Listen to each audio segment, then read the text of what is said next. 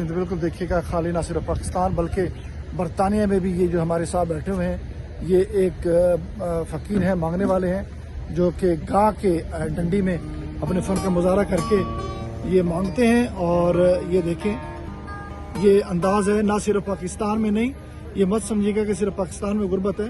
یہاں برطانیہ میں بھی بڑی مشکل سے جو ہے وہ پیسہ کمایا جاتا ہے اور یہ مہنگائی کے ہاتھوں تنگ آ کے یہاں پہ بیٹھے ہیں اور یہ چندہ اکٹھا کر رہے ہیں۔ دیکھیں پیسے اکٹھے کر رہے ہیں، جو بھی جاتے ہیں وہ یہاں پہ پیسے پھینک کے جاتے ہیں اور یہ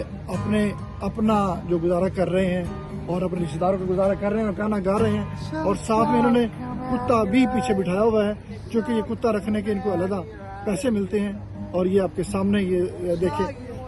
پرفارم کر رہے ہیں اور مقصد یہ ہے کہ یہ کسی نہ کسی طریقے سے اپنے اخراجات کو پورا کر سکیں۔